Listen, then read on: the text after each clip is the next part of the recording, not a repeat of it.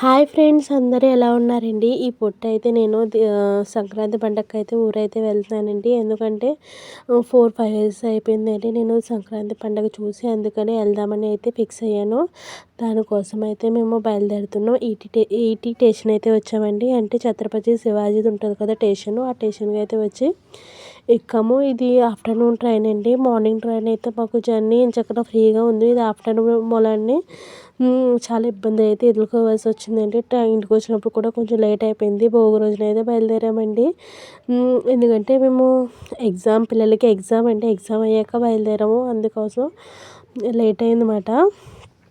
కొండల్లోంచి చక్కగా ఎంత బాగుందో తెలుసా అండి. జర్నీ అయితే చాలా హ్యాపీగా అయిపోయింది. ఇంటికి వచ్చినప్పటికి మటుకి చాలా లేట్ అయిపోయిందండి. పొట్టయితేనే మార్నింగ్ ట్రైన్ అయితే మనకి టైం ప్రకారం వచ్చేస్తుంది, కానీ ఇది కొంచెం లేట్ అండి. అందుకోసం మాకు కొంచెం టైం అయితే పట్టేసింది. ఇంకా మా పిల్లలైతే బా చాలా అంటే చాలా హ్యాపీగా ఉన్నారు. ఎందుకంటే చాలా రోజుల తర్వాత అయితే మేము వెళ్తున్నామండి. సంక్రాంతి చాలా సంవత్సరాలు అయితే చూసి ఎన్నాళ్ళు అయిందన్నమాట. ఇంకా వాళ్ళకైతే చాలా హ్యాపీగా ఉంది. ఇంకా చెల్లి కూడా వచ్చింది మాకు కూడా. మేము విజయవాడ స్టేషన్లో దిగి అక్కడి నుంచి అయితే మళ్ళీ భీమవరం నుంచి మళ్ళీ నరసాపురం వచ్చామండి. చాలా ట్రబుల్ అయిపోయింది. ట్రైన్స్ దొరక్క, ట్రాఫిక్ చాలా లేట్ అయిపోయింది. ఇంటికి వచ్చినప్పుడు 6 అలాగ అయిపోయింది. ఇంటికి వచ్చాక ఇంకా అమ్మ చేపల పులుసు వేసింది.